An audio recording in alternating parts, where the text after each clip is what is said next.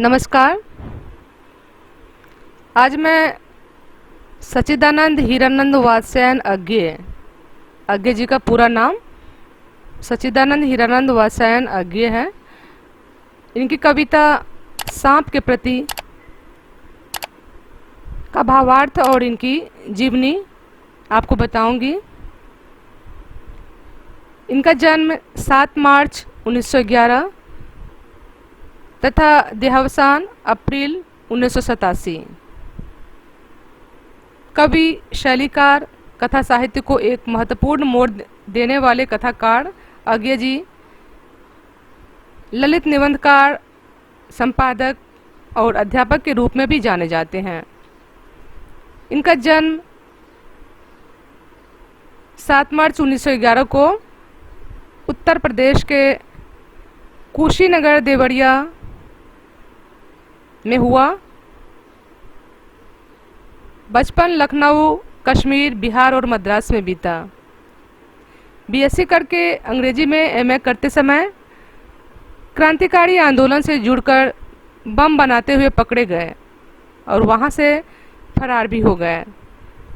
सन 1930 ईस्वी के अंत में पकड़ लिए गए। अज्ञे प्रयोगवाद एवं नई कविता को साहित्य जगत में प्रतिष्ठित करने वाले कवि हैं। अज्ञे आधुनिक हिंदी साहित्य के प्रतिभावान कवियों में से एक हैं। अपनी विलक्षण बौद्धिक शक्ति से उन्होंने हिंदी कविता को नया मार्ग दिखाया। उनकी पहचान एक युग निर्माता कवि के रूप में है। उन्होंने न केवल कविता को अन्वेषण की राह दिखाई, बल्कि उसे प्रयोग के आधार पर प्रतिष्ठित भी किया। आधुनिक हिंदी साहित्य को वैचारिक दृष्टि से नव्य कलेवर प्रदान करने में भी उनकी महत्वपूर्ण भूमिका रही। इतना ही नहीं, उन्होंने परंपरा और आधुनिकता के बीच सेतु का कार्य भी किया। तत्कालीन परिवेशगत परिस्थितियों के संदर्भ में अज्ञे ने एक नई विचारधारा का सूत्रपात किया। कथ्य एवं शिल्प के धरातल पर हिंदी साहित्य को नवीन दृष्टि दी। वे पुराने और मैले पड़ चुके उपमानों के स्थान पर कविता में नए उपमानों के प्रयोग पर बल देते हैं। यह विचार उनकी दृष्टि के विलक्षणता और नूतनता का प्रतीक है।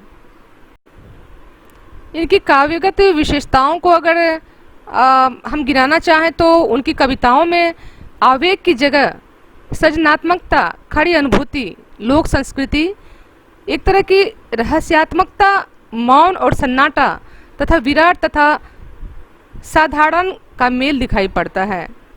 अज्ञे की काव्य भाषा में निरंतर एक उदासीनता दिखाई पड़ती है। उनकी आरंभिक कविताओं की तुलना में बाद की कविताओं से करें तो पाएंगे कि उनकी काव्य भाषा धीरे धीरे सृजनात्मक और अनुभूति प्रवण होती गई है। उनका विधान भी अत्यंत संश्लिष्ट और सक्षम है। भाषा को लेकर अज्ञे अत्यंत सजग हैं। अज्ञे में शुरू से ही प्रकृति के प्रति गहरा लगाव रहा है।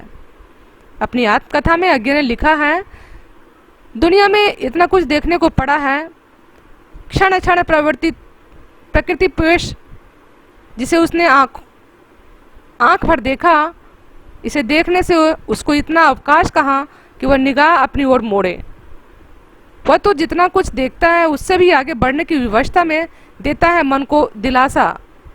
पुनः आऊँगा, भले ही बरस दिन अनगिनत युगों के बाद। अज्ञे का जन्म खंडारों में एक खुदाई शिविर में हुआ था।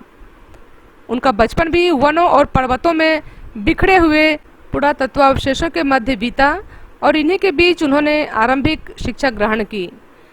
इस दौरान वे सदा अपने पुरातत्वज्ञ पिता के साथ, बीच में बाकी परिवार से, माँ और भाइयों से अलग रहते रहे।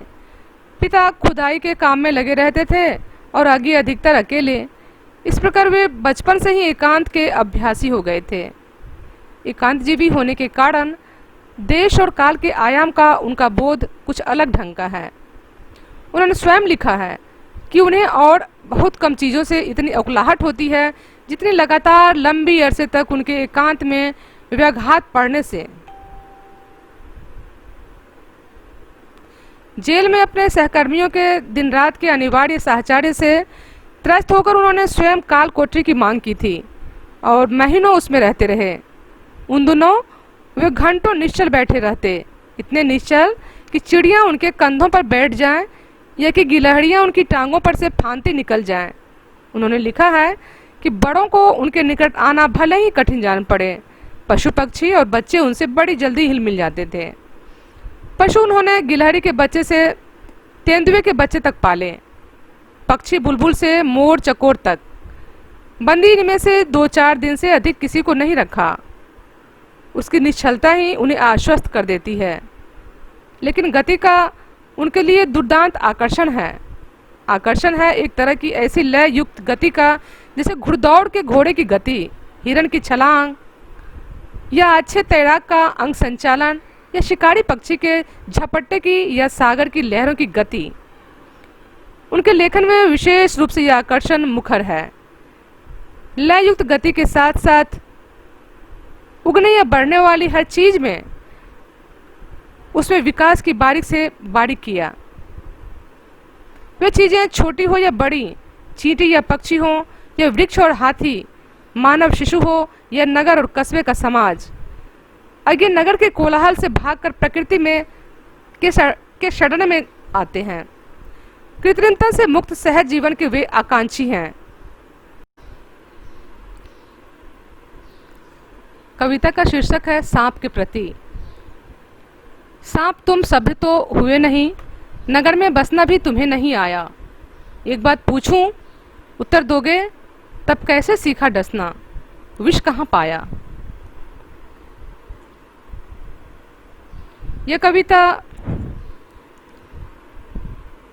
पाठ्यपुस्तक काव्यकल्प से ली गई है। यह कविता अज्ञे द्वारा लिखित है। इसमें मनुष्य की तुलना सांप के द्वारा की गई है कि कैसे मनुष्य सभ्य होकर भी असभ्य है। कवि कहते हैं सांप एक ऐसा जानवर है जिससे मानवीय व्यवस्था के द्वारा सत्य नहीं कहा जा सकता और ना ही वह नगरीय व्यवस्था के अनुरूप रह सकता है। इसलिए कवि को आश्चर्य होता है कि ना तो वह सत्य है और ना उसे शहर में ही रहना आता है, किंतु जो उसका एक गुण है, डसने वाला गुण, ऐसा विश्ववमन करता है वह जैसे नगरों में शब्द फैलाने वाले लोग। कभी सांप को संबोधित करते हुए कहते हैं कि यह तो बताओ कि यह डसने की कला कहाँ से सीखी, जबकि तुम वास्तव में नगर के निवासी हो। वास्तव में मनुष्य एक दूसरे को डसते हैं। अज्ञे जी द्वारा रचित मुक्तक काव्य नगरों में बसने वाले सभ्य कहलाने वाले लोगों पर तीखा व्यंग है। मुक्तक काव्य के, चूंकि यह मुक्तक कविता है, खास करके इन्होंने पूंजीपतियों पर प्रहार किया है इस कविता के माध्यम से। नगर में अनेक ऐसे व्यक्ति हैं जो दिखने में तो सब मनुष्य कहलाते हैं, किंतु उनके दांत विषधर से भी जहरीले होते हैं। कवि का विचार है कि समाज में कई ऐसे लोग हैं जो सांप से भी अधिक विषधारी होते हैं और समाज में ऐसा विष फैलाते हैं जिसका कोई इलाज नहीं होता। सांप वास्तव में सभी नहीं है और ही ना वह नगरवासी है, किंतु नगर में असभ्य जनों की भांति डसना जानता है। इस पर कवि को आश्चर्य है। यह मुक्तक सांप के प्रति कविता नगर में रहने वाले सभी जनों का वास्तव में कृतज्ञ होने के प्रति इशारा कर रहे हैं। कवि का इशारा नगर में बसने वाले वैसे लोगों से है जो सांप की तरह विषधर हैं। अगर ये वीडियो आपको पसंद आया हो तो लाइक, शेयर और सब्सक्राइब अवश्य करें तथा साथ ही कमेंट सेक्शन में जाकर अपनी प्रतिक्रिया अवश्य दें। धन्यवाद।